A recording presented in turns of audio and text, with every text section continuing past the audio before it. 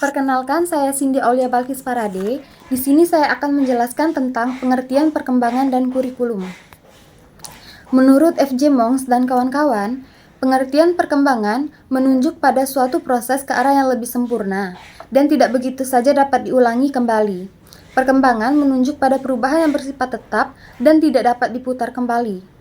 Pengertian kurikulum. Makna kurikulum pertama selalu hanya diartikan pada jarak yang ditempuh oleh seorang siswa untuk mendapatkan ijazah. Rumusan kurikulum ini mengandung makna bahwa isi kurikulum tidak lain adalah sejumlah mata pelajaran yang harus dikuasai oleh siswa agar siswa memperoleh ijazah. Maka, kurikulum dipandang sebagai rencana pelajaran siswa.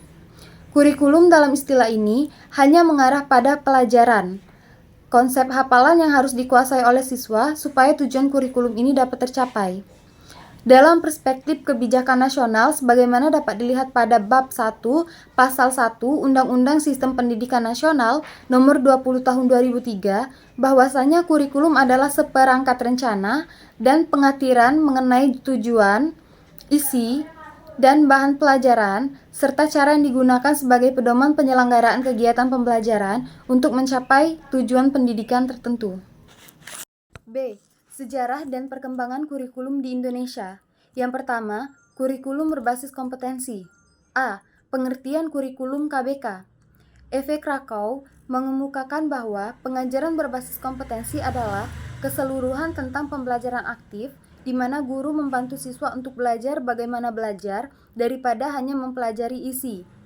Pusat Kurikulum Balitbank Depdiknas mendefinisikan bahwa kurikulum berbasis kompetensi merupakan perangkat rencana dan pengaturan tentang kompetensi dan hasil belajar yang harus dicapai siswa, penilaian, kegiatan belajar mengajar, dan pemberdayaan sumber daya pendidikan dalam pengembangan kurikulum sekolah. Kurikulum berbasis kompetensi menekankan pada mengeksplorasi kemampuan atau potensi peserta didik secara optimal, mengkonstruk apa yang dipelajari, dan mengupayakan penerapan dalam kehidupan sehari-hari. B. Sejarah kurikulum KBK. Sebagai pengganti kurikulum 1994 adalah kurikulum 2004 yang disebut dengan kurikulum berbasis kompetensi atau KBK. Suatu program pendidikan berbasis kompetensi harus mengandung 3 unsur pokok, yaitu pemilihan kompetensi yang sesuai, spesifikasi indikator-indikator evaluasi untuk menentukan keberhasilan pencapaian kompetensi, dan pengembangan pembelajaran. C. Dasar pemikiran untuk menggunakan kompetensi dalam kurikulum. Yang pertama, kompetensi berkenaan dengan kemampuan siswa melakukan sesuatu dalam berbagai konteks. Yang kedua, kompetensi menjelaskan pengalaman belajar yang dilakukan siswa untuk menjadi kompeten. Yang ketiga, kompetensi merupakan hasil belajar yang menjelaskan hal-hal yang dilakukan siswa setelah melalui proses pembelajaran. Yang keempat, kendala yang dirasakan oleh siswa, guru harus selalu memantau dan mengarahkan siswa agar kendala yang dialami bisa teratasi. D. Ciri-ciri kurikulum berbasis kompetensi. Depdiknas menjelaskan ciri-ciri kurikulum berbasis kompetensi, yaitu yang pertama, memperhatikan apa yang sah diperoleh siswa selama dilaksanakan KBM. Yang kedua, hasil akhir dari sebuah pembelajaran adalah anak mempunyai agama dan keterampilan. Yang ketiga, metode pembelajarannya bermacam-macam. Yang keempat, sumber belajar tidak hanya mengandalkan guru, namun dari segala sesuatu yang mengandung edukasi. Yang kelima, penilaian berdasarkan proses yang dilalui siswa dan hasilnya. E. Keunggulan dan kelemahan kurikulum KBK. Yang pertama, keunggulan kurikulum KBK menekankan pencapaian kompetensi siswa baik secara individual maupun klasikal. Yang kedua, pembelajaran berorientasi pada hasil dan keragaman. Yang ketiga, proses belajar mengajar menerapkan berbagai pendekatan dan metode. Yang keempat, sumber belajar tidak hanya guru, tetapi juga sumber belajar lain yang memenuhi unsur pendidikan. Yang kelima, menekankan pada proses dan penilaian hasil belajar dalam upaya pengendalian atau pencapaian kompetensi. Kelemahan kurikulum KBK. Yang pertama, minimnya potensi SDM dalam menggambarkan KBK dilihat dari rendahnya kualitas guru semata, karena guru KBK dituntut lebih kreatif dan motivatif di kelas agar siswa dapat belajar dan berpartisipasi aktif dalam proses pembelajaran. 2. KTSP atau Kurikulum Tingkat Satuan Pendidikan. Pengertian kurikulum KTSP. Menurut Rusman, KTSP adalah kurikulum dalam pelaksanaannya mengacu pada standar nasional pendidikan, yakni bentuk operasional yang disusun dan dilaksanakan oleh unit pendidikan tertentu. Menurut Muhammad Joko Susilo, kurikulum tingkat satuan pendidikan merupakan salah satu upaya pemerintah untuk mencapai keunggulan masyarakat, bangsa, dalam penguasaan ilmu dan teknologi seperti digariskan dalam haluan negara. Sedangkan menurut Wina Sanjaya, pengertian KTSP sama dengan Undang-Undang SNP Pasal 1 Ayat 5, yaitu kurikulum operasional yang disusun dan dilaksanakan di masing-masing unit pendidikan.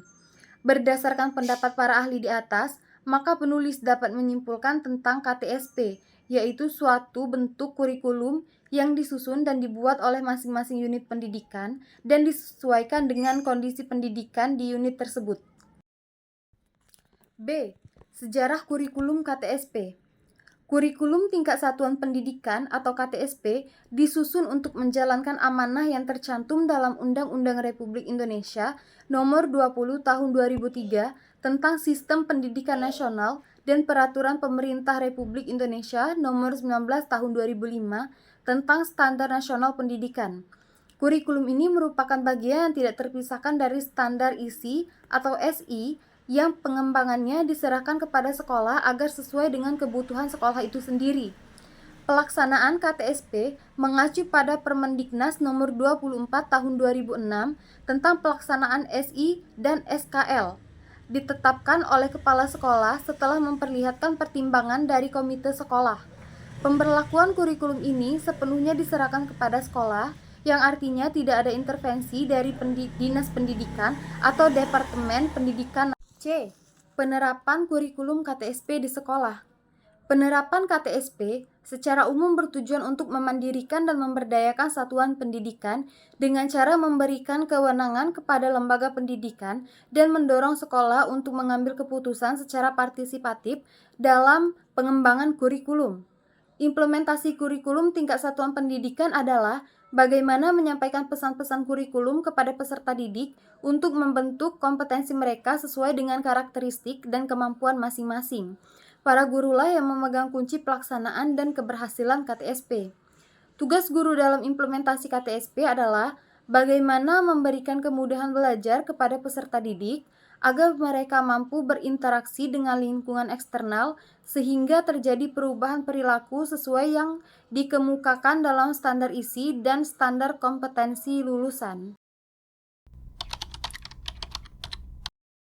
D. Kelebihan dan kelemahan kurikulum KTSP.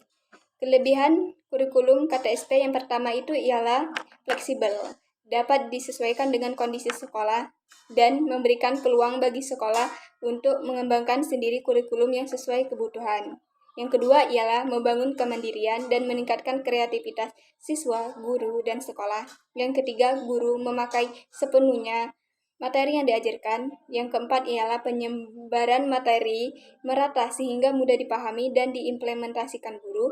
Yang kelima ialah sistem penilaiannya sederhana. Dan yang keenam ialah pembelajaran yang terpusat kepada siswa, membuat siswa lebih aktif. Sedangkan kekurangan KTSP adalah yang pertama, kekurangan buku dan sumber belajar. Yang kedua, alokasi waktu belum sesuai. Yang ketiga, kurangnya sarana dan prasarana pendukung. Yang keempat, kurangnya SDM. Yang kelima, kurang maksimal mencapai hasil non-akademik siswa. Dan yang keenam, guru lebih aktif. Yang ketiga ialah kurikulum 2013. Yang A, pengertian kurikulum 2013. Kurikulum 2013 adalah kurikulum yang dikembangkan untuk meningkatkan dan menyeimbangkan soft skill dan hard skill yang meliputi aspek kompetensi, sikap, keterampilan, dan pengetahuan secara seimbang dan berjalan secara integratif. Kurikulum 2013 adalah kurikulum berbasis kompetensi dan karakter secara terpadu yang merupakan penyempurnaan dari kurikulum tingkat satuan pendidikan KTSP. Disimpulkan jadi kurikulum 2013 adalah kurikulum berbasis kompetensi dan karakter yang bertujuan untuk meningkatkan pencapaian pendidikan dan diharapkan dapat menghasilkan generasi muda yang produktif, kreatif, inovatif, dan efektif. Yang B ialah sejarah kurikulum 2013. Kurikulum ini lahir untuk menghadapi masa depan. Kurikulum ini sebagai menyiapkan generasi emas yang siap bersaing kepada negara-negara maju seperti Amerika Serikat, Tiongkok, Finlandia, dan Singapura. Kurikulum ini bukan hanya dianggap penting untuk dilaksanakan, tetapi sudah genting dalam hal kelakuan siswanya. Yang C, penerapan kurikulum 2013 di sekolah. Proses pembelajaran kurikulum 2013 terdiri pembelajaran intrakurikuler dan pembelajaran ekstrakurikuler. Yang pertama, intrakurikuler. Pembelajaran intrakurikuler adalah proses pembelajaran yang berkenaan dengan mata pelajaran dalam struktur kurikulum dan dilakukan di kelas, sekolah, dan masyarakat. Yang kedua ialah ekstrakurikuler. Pembelajaran ekstrakurikuler adalah kegiatan yang dilakukan untuk aktivitas yang dirancang sebagai kegiatan di luar kegiatan pembelajaran terjadwal secara rutin setiap minggu. Kegiatan ekstrakurikuler terdiri atas kegiatan wajib dan pilihan. Yang D ialah kelebihan dan kelemahan kurikulum 2013. Kelebihan kurikulum 2013. Yang pertama, kurikulum 2013 menggunakan pendekatan yang bersifat alamiah karena berfokus dan bermuara pada hakikat peserta didik untuk mengembangkan berbagai kompetensi sesuai dengan kompetensi masing-masing. Yang kedua ialah kurikulum 2013 berbasis karakter dan kompetensi. Boleh jadi mendasari pengembangan kemampuan penguasaan pengetahuan dan keahlian tertentu dalam suatu pekerjaan, kemampuan memecahkan masalah dalam kehidupan sehari-hari, serta pengembangan siswa. Pengembangan aspek-aspek kepribadian dapat dilakukan secara optimal berdasarkan standar kompetensi tertentu. Yang ketiga ada bidang-bidang studi atau mata pelajaran tertentu yang dalam pengembangannya itu lebih cepat menggunakan pendekatan kompetensi, terutama yang berkaitan dengan keterampilan. Yang keempat itu ialah lebih menekankan kepada pendidikan karakter.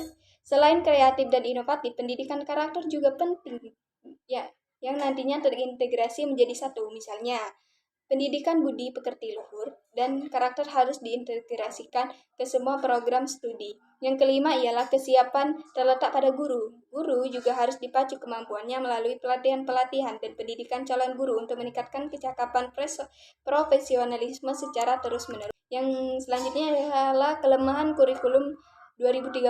Nah, yang pertama, pemerintah seolah melihat semua guru dan siswa memiliki kapasitas yang sama. Dalam kurikulum 2013, guru juga tidak pernah dilibatkan langsung dalam proses pengembangan kurikulum 2013. Yang kedua, tidak ada keseimbangan antara orientasi, proses pembelajaran, dan hasil dalam kurikulum 2013. Keseimbangan sulit dicapai karena kebijakan ujian nasional atau UN masih diberlakukan. Yang ketiga ialah pengintegrasian mata pelajaran IPA dan IPS dalam pelajaran bahasa Indonesia untuk jenjang pendidikan dasar tidak tepat karena ilmu pelajaran-pelajaran tersebut berbeda. Yang keempat ialah kurikulum merdeka. Nah, yang pengertian kurikulum merdeka. Kurikulum merdeka belajar ialah kurikulum dengan intrakurikuler yang bervariasi. Dengan diterapkannya kurikulum ini, maka kegiatan belajar mengajar akan lebih optimal dan para peserta didik memiliki waktu yang lebih banyak lagi untuk meningkatkan kualitas dan potensi dalam dirinya. Kurikulum merdeka belajar identik dengan bakat dan minat seseorang dalam belajar. Kurikulum mandiri berfungsi untuk mencapai keterampilan membaca dan matematika. Kurikulum mandiri yang menawarkan solusi perbaikan kurikulum. Hal ini dapat dilaksanakan sedikit demi sedikit tergantung kesiapan masing-masing sekolah. B. Sejarah kurikulum merdeka. Sejak tahun pelajaran 2021-2022, kurikulum mandiri telah diterapkan di 2.500 sekolah. Menurut informasi lembaga pendidikan yang berpartisipasi adalah PSP dan sekitar 901 sekolah kejuruan sebagai bagian dari pusat kompetensi pembaharuan sebagai bagian dari pembentukan paradigma baru. Kurikulum mandiri ini diterapkan untuk pelatihan dasar yaitu TK, SD, kelas 1 dan 4, SMP dan SMP kelas 7, kelas 8, SMA, dan SMK kelas 10. Melalui kurikulum ini, maka tenaga pendidik dapat memilih perangkat pembelajaran agar bias menyesuaikan dengan kebutuhan dalam kegiatan pembelajaran dan minat para peserta didik. Yang C ialah struktur dan prinsip kurikulum merdeka. Nah, struktur kurikulum merdeka ini ada 3. Yang pertama berbasis kompetensi, yang kedua pembelajarannya itu fleksibel, dan yang ketiga karakternya itu berdasarkan Pancasila. Selain itu, kurikulum merdeka juga memiliki beberapa prinsip pengembangan struktur. 1. Struktur minimum, maksudnya itu ialah satuan pendidikan dapat mengembangkan program dan kegiatan tambahan sesuai dengan visi misi dan sumber daya yang tersedia berdasarkan struktur minimum yang telah ditetapkan pemerintah pusat. Yang kedua ialah otonomi. Kurikulum merdeka memberikan keleluasaan kepada satuan pendidikan untuk merancang proses dan materi pembelajaran yang relevan dan kontekstual. Yang ketiga ialah sederhana. Perubahan dari kurikulum sebelumnya yang dibuat seminimal mungkin agar mudah dipahami oleh sekolah dan pemangku kepentingan. Walaupun perubahan dilakukan seminim mungkin, tapi dapat memberikan dampak yang signifikan. Yang keempat ialah gotong royong. Dalam pengembangan kurikulum, beserta perangkat ajarnya membutuhkan kolaborasi dari berbagai instansi seperti Kementerian Agama, universitas, sekolah, dan institusi pendidikan lainnya.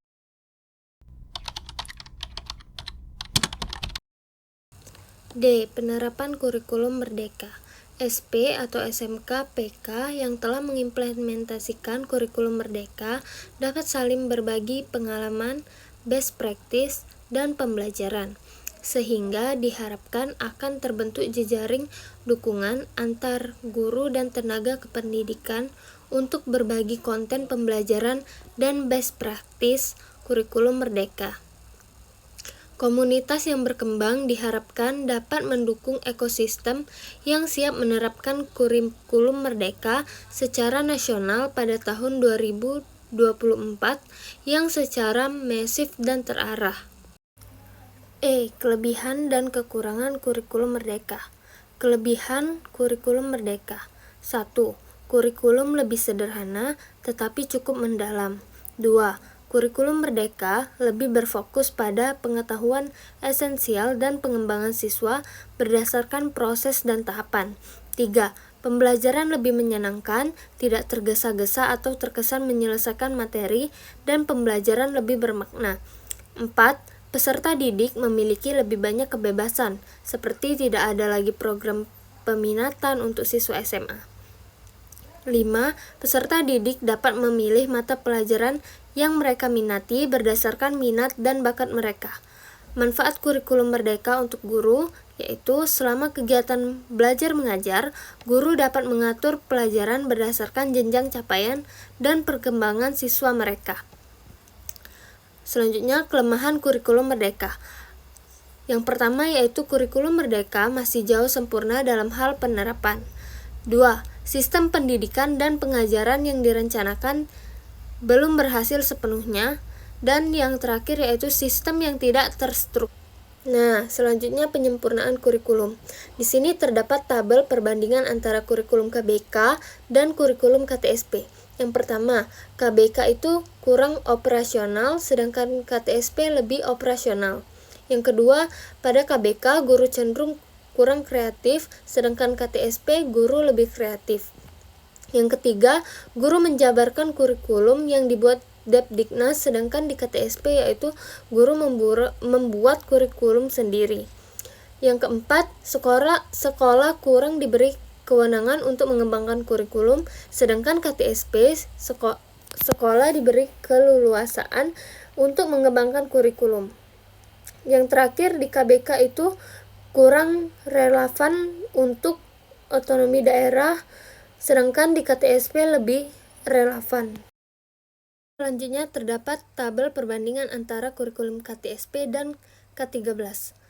Pada KTSP, mata pelajaran tertentu mendukung kompetensi tertentu. Pada K13, tiap mata pelajaran mendukung semua kompetensi, yaitu sikap, keterampilan, dan pengetahuan. Selanjutnya, pada KTSP, mata pelajaran dirancang berdiri sendiri dan memiliki kompetensi dasar sendiri. Pada K13, mata pelajaran dirancang terkait satu dengan yang lain dan memiliki kompetensi dasar yang diikat oleh kompetensi inti tiap kelas. Selanjutnya, pada KTSP, bahasa Indonesia sejajar dengan mapel lain. K13, bahasa Indonesia sebagai penghela mapel lain, yaitu sikap dan keterampilan berbahasa. Selanjutnya, tiap mata pelajaran diajarkan dengan pendekatan berbeda, sedangkan pada K13 semua mata pelajaran diajarkan dengan pendekatan yang sama atau saintifik, melalui pengamatan pertanyaan, mencoba, dan menalar. Lalu, pada KTSP, tiap jenis konten pembelajaran diajarkan terpisah, sedangkan pada K13 bermacam jenis konten pembelajaran diajarkan terkait dan terpadu satu sama lain. Konten ilmu pengetahuan diintegrasikan dan dijadikan penggerak konten pembelajaran lainnya. Lalu, tematik untuk 1-3 belum integratif, sedangkan ke-13 tematik integratif untuk kelas 1-3. Selanjutnya, TIK mata pelajaran sendiri pada KTSP, lalu pada K13 yaitu TIK merupakan sarana pembelajaran dipergunakan sebagai media pembelajaran mata pelajaran lain. Lalu pada KTSP bahasa Indonesia sebagai pengetahuan, pada K13 bahasa Indonesia sebagai alat komunikasi dan carrier of knowledge. Pada KTSP untuk SMA ada penjurusan sejak kelas 11. Pada K13 tidak ada penjurusan SMA, ada mata pelajaran wajib, peminatan, antar minat, dan pendalaman minat. Lalu pada KTSP, SMA dan SMK tanpa kesamaan kompetensi. Pada K13, SMA dan SMK memiliki mata pelajaran wajib yang sama terkait dasar-dasar pengetahuan, keterampilan, dan sikap. Pada KTSP, penjurusan di SMK sangat detail, sedangkan pada K13, penjurusan di SMK tidak terlalu detail sampai bidang studi. Di dalamnya terdapat pengelompokan peminat. Nah, dari dua tabel tadi, yaitu berdasarkan tabel tersebut, dapat diketahui bahwa pada kurikulum KBK, pembelajaran berbasis kompetensi merupakan upaya pelaksanakan pendidikan berbasis luas yang berorientasi pada kecakapan hidup atau life skill, di mana kurikulumnya dikembangkan dengan pendidikan berbasis kompetensi atau KBK. Sedangkan pada KTSP adalah suatu ide tentang pengembangan yang diletakkan pada posisi yang paling dekat dengan pembelajaran, yakni sekolah dan satuan pendidikan. KTSP merupakan wujud dari reformasi pendidikan yang memberikan otonomi kepada sekolah dan satuan pendidikan untuk mengembangkan kurikulum sesuai dengan potensi, tuntunan, dan kebutuhan masing-masing. Pelaksanaan penyusunan kurikulum 2013 adalah bagian dari melanjutkan pengembangan kurikulum berbasis kompetensi atau KBK yang telah dirintis pada tahun 2004. Alasannya, perubahan kurikulum dari KTSP menjadi kurikulum 2013 adalah kurikulum harus lebih berbasis pada penguatan penalaran dan aspek sikap, bukan lagi hafalan semata. Setelah mengkaji tentang studi kebijakan pengembangan pendidikan agama Islam, analisis kritis terhadap kebijakan kurikulum KBK, KTSP, K13, dan kurikulum Merdeka menunjukkan pentingnya mempertimbangkan aspek-aspek seperti relevansi dengan dunia nyata, partisipasi aktif siswa, pengembangan keterampilan abad ke-21, dan identitas budaya lokal. Pemahaman yang mendalam terhadap kelebihan dan kekurangan masing-masing kebijakan kurikulum akan membantu dalam mengoptimalkan implementasi kurikulum yang berkelanjutan dan bermutu di Indonesia. Perbedaan kurikulum 2013 dan kurikulum Merdeka. Yang pertama, kurikulum 2013 dirancang berdasarkan tujuan sistem pendidikan nasional dan standar nasional pendidikan. Dalam kurikulum Merdeka menambahkan pengembangan profil pelajar Pancasila. 2. Jam pelajaran pada kurikulum 2013 diatur per minggu, sedangkan JP pada kurikulum Merdeka diatur per tahun. Yang ketiga, proses pembelajaran pada kurikulum Merdeka dapat dilakukan di mana saja dan kapan saja sesuai kebutuhan serta kemampuan guru dan murid yang diajar. Sedangkan kurikulum 2013 mengutamakan kegiatan pembelajaran di kelas. Yang keempat, penilaian pada kurikulum 2013 berdasarkan aspek pengetahuan, aspek keterampilan, aspek sikap, dan aspek perilaku, sedangkan kurikulum Merdeka mengutamakan penguatan profil pelajar Pancasila, kegiatan intrakurikuler dan ekstrakurikuler. Jadi, kesimpulan pada materi pembahasan perkembangan dan penyempurnaan kurikulum, yakni kurikulum di Indonesia banyak mengalami perkembangan, dimulai dari masa kemerdekaan sampai ke kurikulum KBK, KTSP, kurikulum 2013, dan yang terbaru kurikulum Merdeka. Setiap kurikulum memiliki tujuan, kelebihan, dan kekurangan masing-masing, serta bagaimana penerapan di sekolah.